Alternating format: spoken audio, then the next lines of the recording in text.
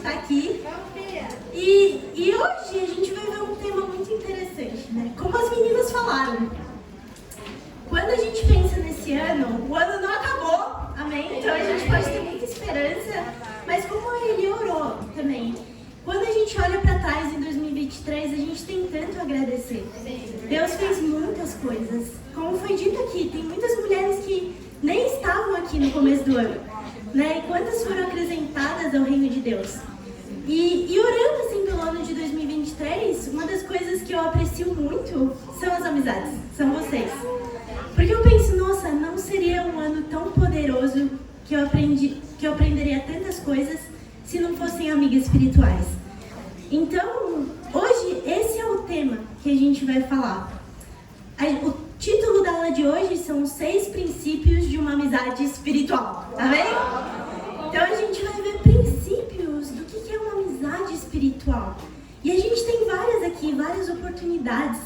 Como vocês têm visto nos últimos cultos de mulheres, esses temas que a gente tem falado são os estudos de segmento, do fim do nosso Princípios Básicos, o livrinho que a gente tem. E hoje vai ser praticamente o último estudo que a gente vai ver dos estudos de segmento, que no título original é Melhores Amigos para Sempre. Agora a gente vai ver princípios que a gente pode aprender da Bíblia sobre uma amizade espiritual. Amém? Vamos começar com uma oração. Pai amado, muito, muito obrigada, Deus, por poder estar aqui com essas mulheres poderosas, Pai, fechando um ano que foi sensacional, Pai. Ajuda os nossos corações a estar completamente alinhados, Pai, com a sua vontade, com o seu espírito, Pai. Enche a gente de fé para abastecer a gente nesse fim de ano, Pai, e para o ano de 2024 também. Muito obrigada por tudo, eu oro tudo isso em nome de Jesus. Amém. Amém. Amém. Então vamos começar com uma escritura que está lá em 1 Samuel 18. Ver um exemplo de uma amizade espiritual. Vamos lá, Bia. Vamos, Bia. Vamos, Bia. Vai, Bia.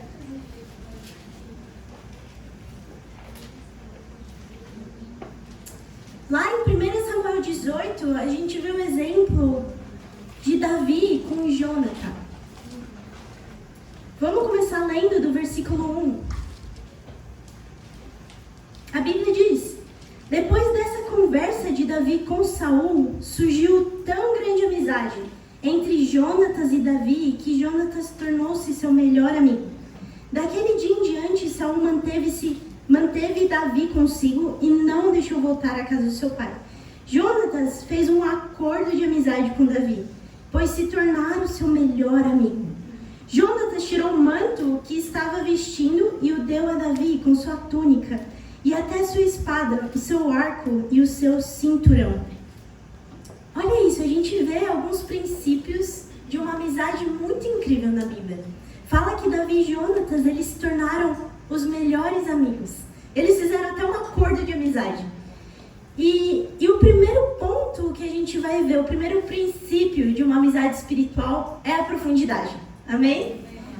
Quando a gente pensa quem era Davi e quem era Jonatas nessa etapa, eles eram de fato muito diferentes. Talvez eles não seriam naturalmente amigos, porque Davi, ele era pastor.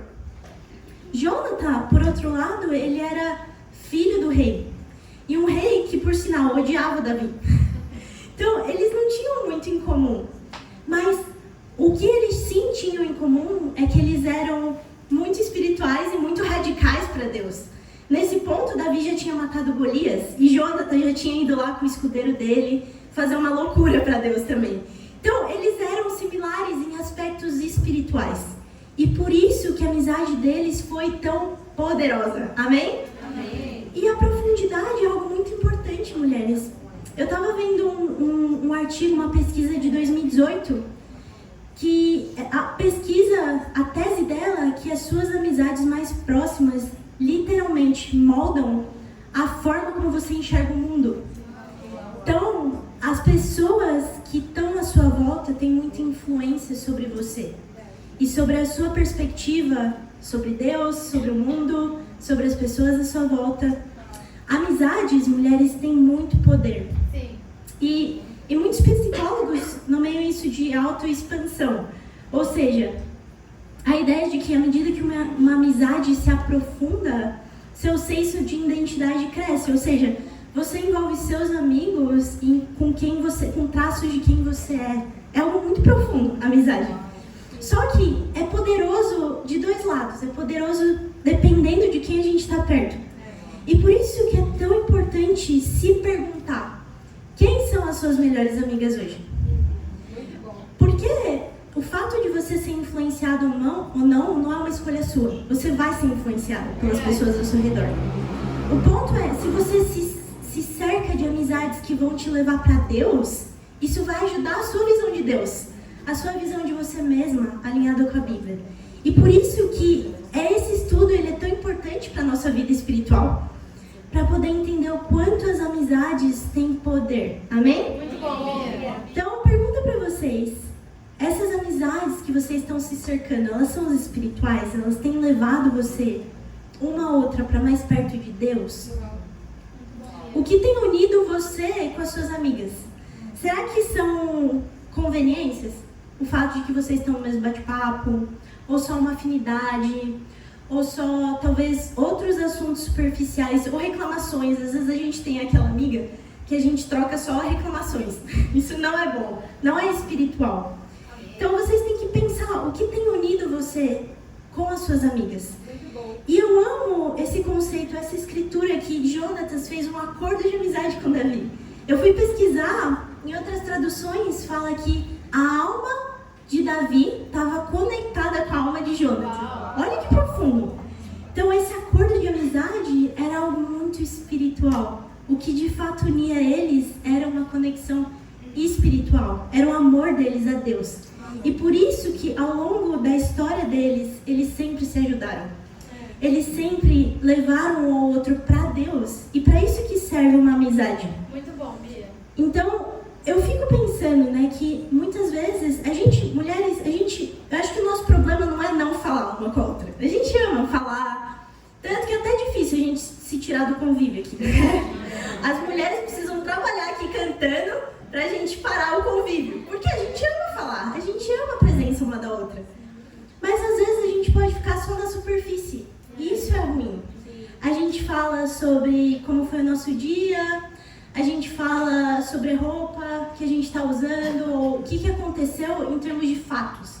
Mas a gente não fala do nosso coração. A gente não fala das nossas lutas. A gente não fala quando a gente está precisando de ajuda, muitas vezes. Isso porque a gente tem medo de se expor. E eu falo isso porque eu vejo que pensando foi uma das grandes barreiras que eu posso construir com as minhas amizades. É insegurança. É medo de ser julgada. Medo, o que a outra pessoa vai pensar. Medo de me expor. De realmente mostrar todas as coisas feias que estão no meu coração. E é difícil isso. Muitas vezes eu acabo determinando pensamentos como: nossa, eu já fiz muito por ela, mas não tem sido recíproco. Isso vira uma barreira. Ou talvez eu acho que eu aprecio mais essa amizade do que ela me aprecia. Aí eu fico comparando. Ou talvez, eu não sou tão próxima dessa menina porque ela nunca me deu espaço. Fala, Bia. E sabe, muitos pensamentos e argumentos a gente cria para não estar perto uma da outra. Sim, verdade. Mas o que tem em comum em todos eles, que muitas vezes passam pela minha mente, é insegurança. São pensamentos inseguros e a gente cria barreiras para não estar totalmente unidas e não ter amizades profundas.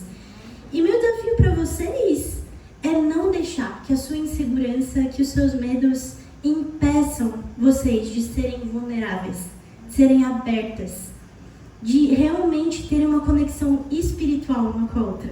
E tá tudo bem ser aberta. Tá tudo bem falar se você precisa de ajuda, porque a gente tá aqui para, assim como Davi e Jonatas, se levar para Deus. Amém? Muito bom, Bia. Então, o primeiro princípio, esteja muito próxima de mulheres que vão ajudar você com Deus. E seja completamente aberta. Amém? Segundo princípio muito importante é reconciliação. Vamos lá para Hebreus. Hebreus 12. Vocês estão comigo, mulheres? segundo ponto, Vamos ver. Assina, Bia. Hebreus 12. Pega, Bia. Vamos, Bia.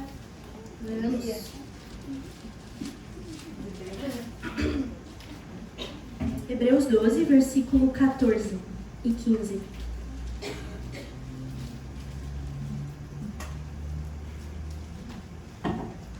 Que fala assim: esforcem-se para viver em paz com todos e para serem santos. Sem santidade ninguém verá o Senhor. Cuidem que ninguém se exclua da graça de Deus, que nenhuma raiz de amargura brote e cause perturbação, contaminando a muitos. Então, aqui é uma escritura bem direta, mas a Bíblia diz: esforcem-se para viver em paz uns com os outros. Isso no contexto da igreja, ele está falando. E, irmãs, se a Bíblia chama a gente a se esforçar para algo, implica que não vai ser fácil. Muitas vezes que você vai tentar mais de uma vez, você vai ter que colocar força nisso, não é só tentar. Eu vou tentar viver em paz. Não. A Bíblia fala: esforcem-se em viver em paz. Uau. Ou seja, não é algo natural, muitas vezes. E por que isso? Ele fala: cuidem para que ninguém se exclua da graça de Deus. E ele fala o motivo número 1 para qual muitas pessoas abandonam a Deus e caem da fé, que é a amargura. Porque ele fala, é a forma como alguém se exclui da graça de Deus. É criando amargura no coração. Ou seja, uma vez que a gente tem amargura, essa amargura cresce, essa pessoa, ela está excluída da graça de Deus. E não só isso, fala que essa amargura causa perturbação, ela contamina. Por isso que é o motivo número 1 que pessoas caem da fé, amargura. Infelizmente, mulheres, é a realidade, principalmente quando algum discípulo peca contra você. E vai acontecer. A gente vai ter que lidar muitas vezes umas com as outras, porque ninguém aqui é perfeita. Mas sim, o que a gente tem em comum? A gente tem a mesma Bíblia, a gente serve o mesmo Senhor, que nos diz para nos esforçar para viver em paz. Amém? Então, reconciliação não é uma opção em qualquer relacionamento que você tem. Talvez com ela é mais fácil, com ela não. Ou, assim, a gente consegue viver longe, mas não tão pertinho, porque dá ruim. Não é uma opção. É um mandamento a gente se reconciliar. E a Bíblia diz, ele liga isso com a gente ser santo. Ser santo não é perfeito, mas é ser... Ele fala, sem santidade ninguém vai ver a Deus. Ou seja, é uma condição para a gente enxergar a Deus. A gente viver em paz umas com as outras. Eu nunca vou esquecer de um exemplo da Maria José. Uma discípula incrível, ela está liderando o Rio. E ela fez um devocional de casados virtual. Eu nunca vou esquecer disso. Que ela falou assim, entre ela e o Renato, era uma dinâmica de perguntas e respostas. Eles falaram, o que faz para um casamento crescer? E ela falou, para um casamento crescer, a gente precisa brigar. Eu nunca vou esquecer essa frase. Ela falou, por quê?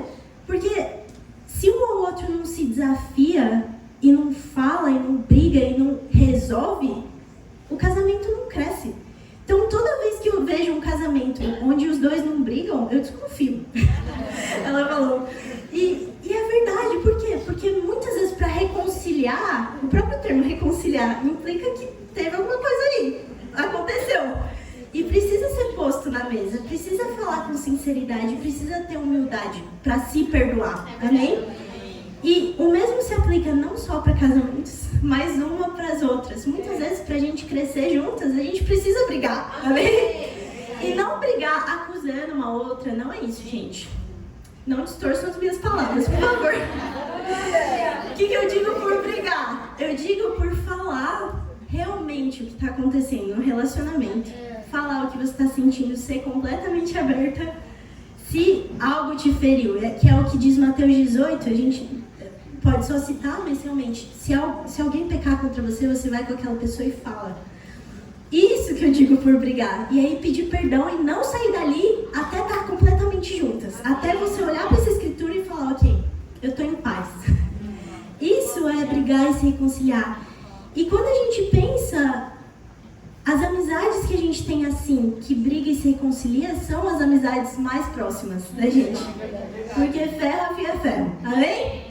Então, esse é o segundo princípio, reconciliar. Amém, irmãs?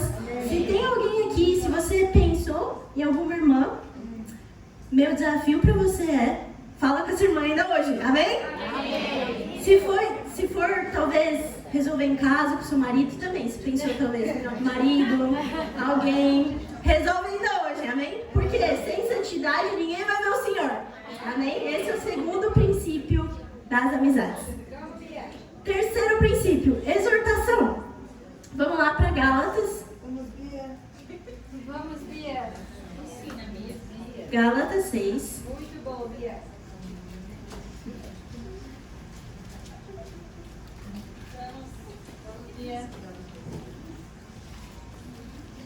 Exortação.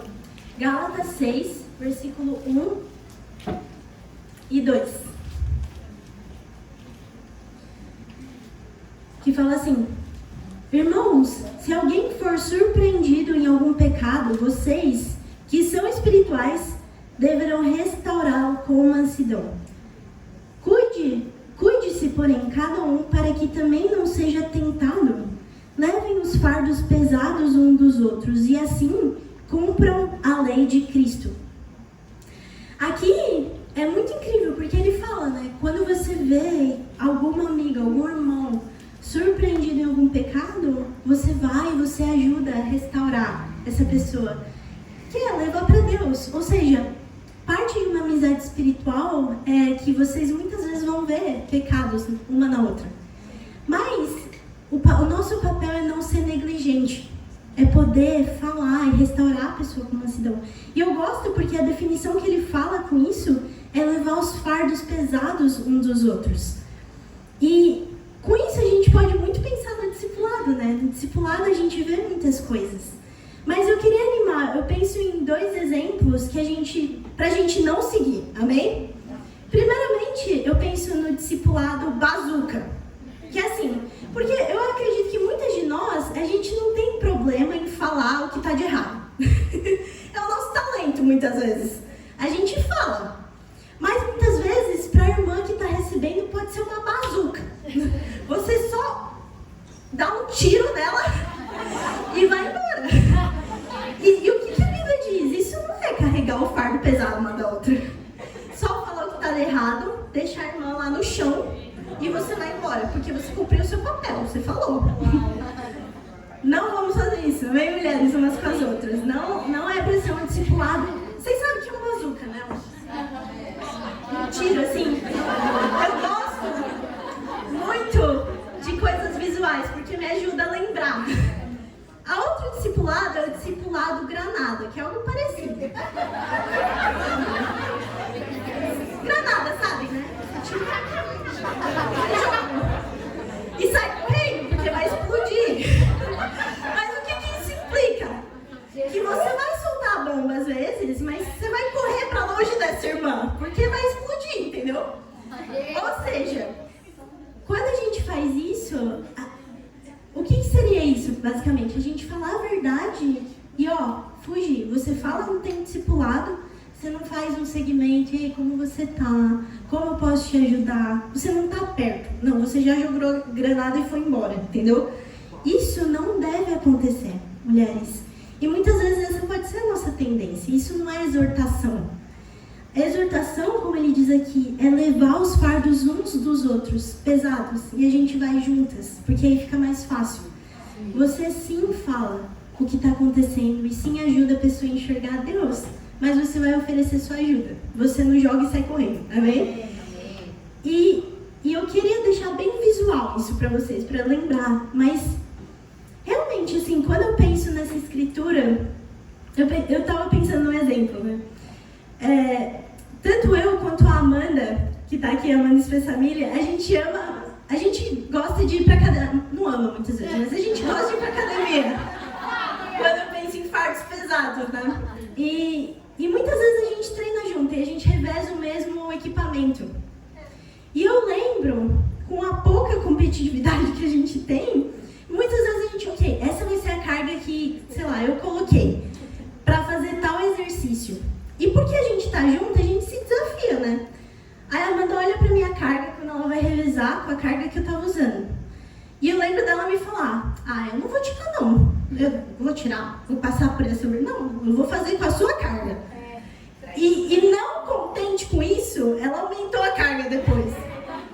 Aí eu pensei, mas para revisar eu vou passar pela humilhação de tirar a carga porque eu não aguento? Não!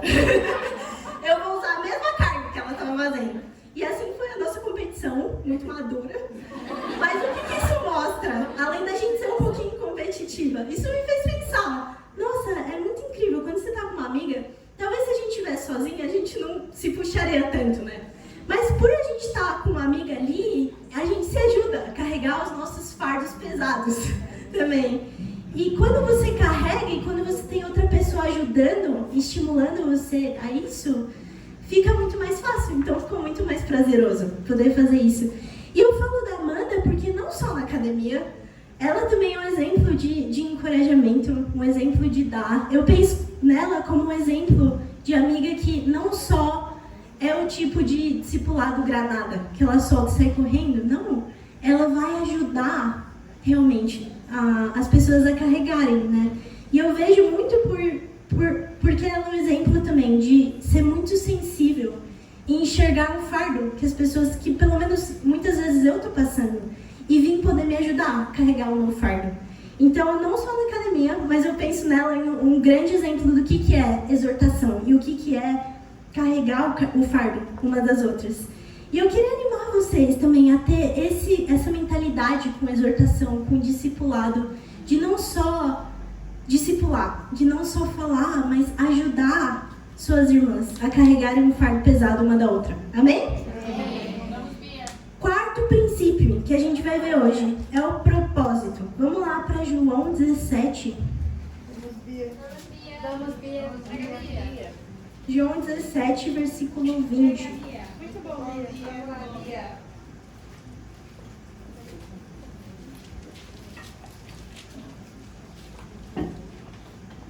João 17, versículo 20.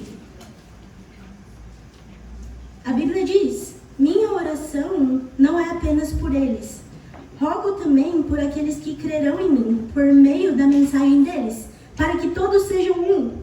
Pai, como tu estás em mim e eu em ti, que eles também estejam em nós, para que o mundo creia que tu me enviaste. Deles agora que me deste, para que eles sejam um, assim como nós somos um, eu neles e tu em mim, que eles sejam levados à plena unidade, para que o mundo saiba que tu me enviaste, eu os amaste como igualmente me amaste. Essa oração de Jesus é muito especial esse capítulo, porque ele não está em nenhum dos outros evangelhos. É a oração de Jesus sobre todos nós. O que ele orou antes dele ir para a cruz? Qual era o sonho dele? Antes dele deixar a grande comissão. E uma das coisas que ele falou é que todos eles sejam levados em plena união. E esse é o nosso propósito, irmãs, né? Aqui ele fala que eles sejam levados à plena unidade para que o mundo saiba que tu me enviaste. Ou seja, a união, irmãs, não é um fim em si mesmo. Não basta a gente estar unida e pronto, acabou. Não, a união é um meio para evangelizar o mundo. A união, ela ajuda as pessoas a enxergarem que esse é o reino de Deus. E ele fala, enquanto a gente não está unida, essa oração dele, o mundo não vai saber que mesmo Jesus veio de Deus. Olha que louco, é algo muito ligado. Quando a gente está unidas, isso é uma forma do reino de Deus brilhar. E é por isso que, muitas vezes, Deus não abençoa se a gente está num bate-papo e a gente evangeliza muito. Que nem loucas, assim, a gente evangeliza muito, mas às vezes não acontece nada. E por quê? Porque às vezes a gente não está unido com os discípulos. Então, por que Deus vai dar um milagre ali se essa pessoa não vai estar unida? Também não faz sentido, entende? Então, por isso que a união é um meio para você evangelizar e chegar a mais pessoas. É o primeiro passo. E o que é incrível é que os laços que você cria na missão, estudando a Bíblia com alguém, ajudando pessoas, são laços muito profundos. Porque é a vontade de Deus e ajuda o seu coração. Então, às vezes, gente pode ter, não sei, atritos com umas às outras, sei lá. E a gente tenta resolver e tá difícil. Mas sabe às vezes o que ajuda? Você evangelizar com o irmão. Você ajudar a outra pessoa a ser batizada também. Claro, você tenta ajudar e garantir que tá unido. Mas você tem que estar na missão juntas, muitas vezes. Porque isso santifica o seu coração, purifica o seu coração. E ajuda você a estar unido de um jeito que você não estava antes. Porque a missão é algo único que a gente tem em comum. Amém? Então, o propósito de entender que o fato de a gente ser melhores amigas aqui vai servir para a gente chegar no mundo inteiro. Amém? E essa foi a oração de Jesus. O quinto e penúltimo princípio que a gente vai ver tem a ver com irmãos. Com homens. Então, ele chama pureza. Amém? Vamos lá para Neemias. Vamos, Bia. Que eles também são amigos. Então vamos ver como criar amizades espirituais com homens. Lá em Neemias. Vamos lá, Bia. Vai, Bia. Muito bom. Neemias 13. Prega, Bia.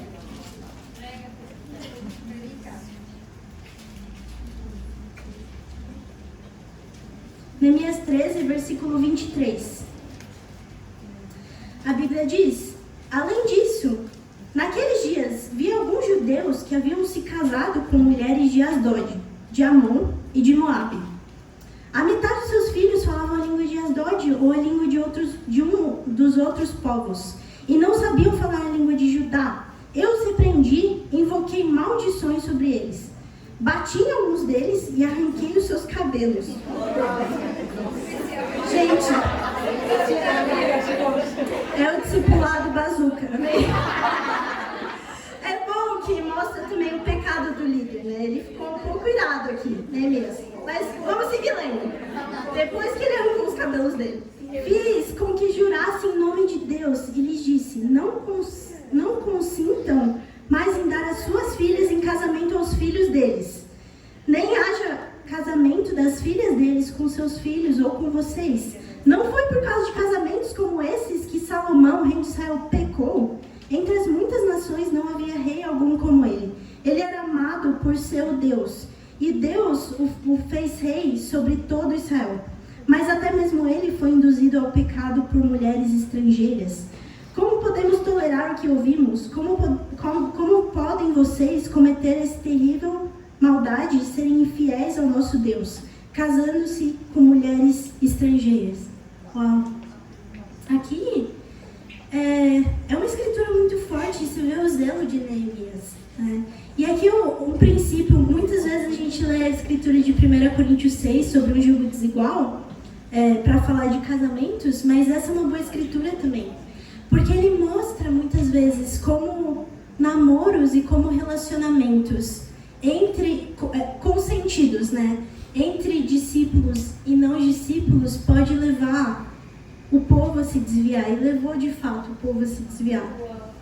Isso como a gente aplica no Novo Testamento. Entender que se você é discípula, você namora com um discípulo. Amém? E se você é discípula, você casa com um discípulo. Né? E a exceção disso é como uma das cartas de Paulo fala, né? Que se você já é chamada para ser uma discípula casada, não muda o seu estado civil. Ou seja, quem é casado com um discípulo e estuda a Bíblia, por exemplo, o desafio não é divorciar. Né? Mas todos os outros casos, se você é uma discípula solteira, você vai buscar um namorado ou um marido no reino de Deus, amém? E aqui ele mostra o zelo que isso foi, porque as consequências disso para o povo de Deus sempre foram ruins, porque o povo se desviava, por casar deliberadamente com pessoas que não eram do povo de Deus. E ele dá o exemplo mesmo de Salomão, que era o rei amado por Deus, ele tinha tudo para ter o legado de Deus, e ele era o rei mais sábio que já existiu.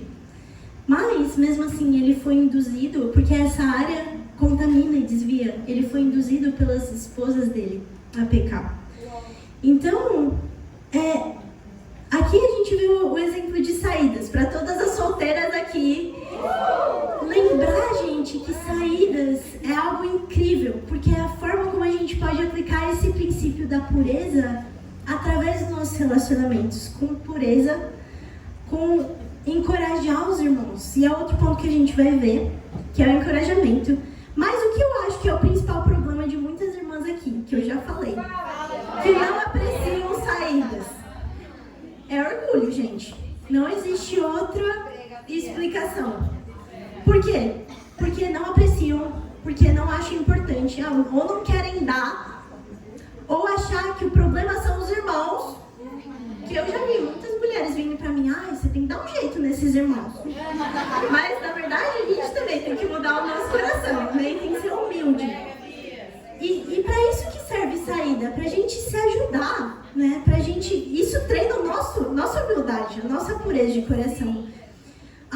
E orgulho, porque muitas vezes a gente acha que o problema é da outra pessoa, ou a gente é ingrato com o privilégio que é ter saídas no reino. E meu desafio para todas vocês solteiras é aproveitar as férias, final de ano, começo do ano, para planejar incríveis saídas, amém? Muito bom, Bia. E nossos irmãos, eles precisam de encorajamento também, né? E isso, o princípio de todo relacionamento, gente, é dar. Esse vai ser meu último ponto, mas já dando um spoiler, é dar, é servir, é encorajar. Então, falar ou reclamar não é uma solução, a gente precisa de atitude, amém? Atitude de encorajar. Isso vale para as casadas e para as que namoram também. Vamos aproveitar e ver uma escritura lá em 1 Timóteo 2. Vai, Bia. Vamos, Bia. Isso é para todas, amém? Amém. Obrigada. 1 Timóteo 2, versículo 9 e 10.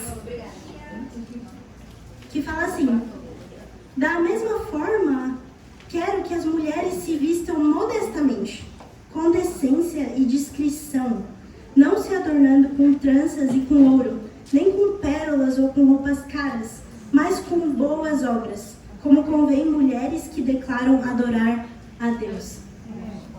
Um princípio da pureza, irmãs, muito importante. Bom, o princípio para todas é que realmente atitudes falam muito mais do que palavras. Então, mesmo para nós casadas, o que importa não é o quanto a gente fala, os nossos argumentos, o que a gente quer. Muitas vezes a gente fala por horas, mas às vezes isso para os nossos maridos ou mesmo namorados não significa tanto quanto a gente ter uma atitude, como diz aqui. Atitude com boas obras, como convém a mulher que declara adorar a Deus. E esse é um privilégio que só a mulher tem. A Bíblia fala que mesmo se os homens têm, a Bíblia fala que as mulheres têm esse poder de ganhar o homem sem palavras, só com atitudes. Mas não fala isso do homem. Então isso é um privilégio que a gente tem de poder ganhar nossos maridos, se eles talvez, se você foi casada como não discípulo, por exemplo. Nossas atitudes falam muito. Né? E por isso que a Bíblia fala tanto disso. Mas aqui ele fala em específico sobre discrição, sobre a forma como a gente se veste. E Timóteo tinha que falar sobre isso. E por que é tão importante a gente falar disso? Porque é um princípio da pureza. Vem de poder encorajar. E muitas vezes a gente pode não cuidar da forma como a gente se veste, talvez por displicência, talvez por não entender o quanto isso afeta nossos irmãos. Mas é algo muito importante para guardar a pureza. E por que eu falo isso? Porque a gente está num verão de 40 graus, amém? E a gente está com calor. Muitas vezes a nossa tendência é usar menos roupa, usar coisas mais abertas. E a gente tem que tomar cuidado, irmãs. Por quê? Para proteger os nossos irmãos, qual é o princípio da pureza? É a gente se vestir com discrição e, como ele diz aqui, com decência também. Então, esse tem que ser o nosso coração, né? E para quê? Para os motivos. Tanto proteger os nossos irmãos, que são muito visuais e já lutam muito também com todo mundo lá fora, com o verão, com o carnaval que está vindo. É uma luta. Então, a gente precisa cuidar deles dessa forma, cuidando na forma como a gente se veste, seja cuidando dos nossos decotes ou o tamanho da nossa saia, da nossa calça. Eu tava rindo no convívio com a Gabi, que tava aqui e era muito bonitinha, ó. A gente tem que fazer de tudo para poder se proteger, amém?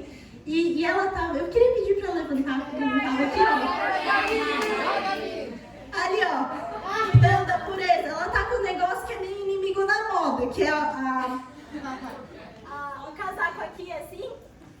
Mas, o que eu aprecio nela? Ela falou, não, porque eu quero dar um exemplo de pureza. Ela me falou isso, ela nem sabia que eu ia pregar sobre isso.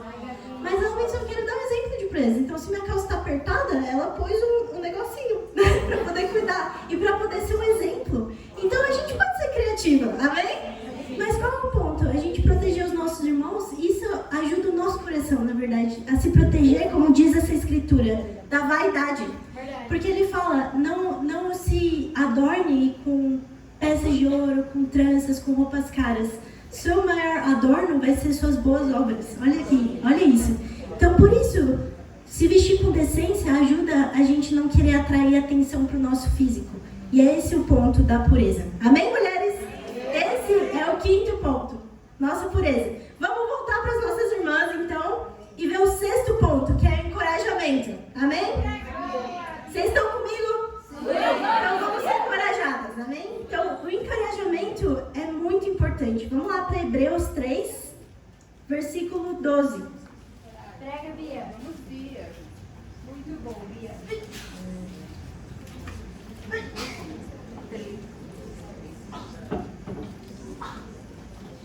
A Bíblia diz, Hebreus 3, versículo 12. Cuidado, irmãos, para que nenhum de vocês tenha um coração perverso e incrédulo, que se afaste do Deus vivo. Ao contrário, encorajem-se uns aos outros todos os dias, durante o tempo que se chama hoje, de modo que nenhum de vocês seja endurecido pelo engano do pecado. Amém. Aqui, a Bíblia fala que o que a gente precisa diariamente é de encorajamento.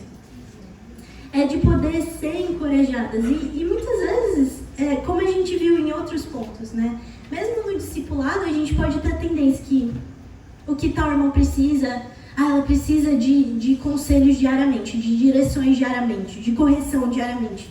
E a Bíblia diz que, na verdade, o que a gente precisa diariamente é de encorajamento. É de poder se encorajar. Porque ele fala, esse é o maior remédio para a gente não estar dura de coração. Não estar enganada pelo pecado. Então, nunca se esqueça, mulheres, de encorajar umas às outras. Às vezes a gente quer resolver ou fazer a irmã mudar pela nossa força. Assim, não, você vai mudar, você vai ver essas escrituras. E como a gente viu no ponto de exortação, não é importante a gente falar a verdade com amor. Mas nunca se esqueça do discipulado sanduíche, que é o que a gente chama. Encorajamento, abrir escrituras, falar a verdade e encorajar de novo. Vamos lá. Eu vou estar com você. Como a gente viu em Gálatas 6, eu vou carregar junto com você os fardos que você está sentindo. Isso também é encorajamento. Mas vamos estar juntas. E o princípio dessa escritura e de qualquer amizade, como eu falei, é se você quer uma amiga, para ter uma amiga, seja uma amiga. Esse é o princípio, na verdade, que resume todos os princípios. Se você quer uma amiga, você seja uma amiga. Isso implica que você não espera que outras venham até você. Você não espera receber encorajamento. Você espera dar. Você está disposta a dar, a encorajar, a ser calorosa, a ser amorosa, a fazer o que você gostaria que fizessem por você. Mas não esperar que alguém venha e faça. Não, você vai lá e encoraja.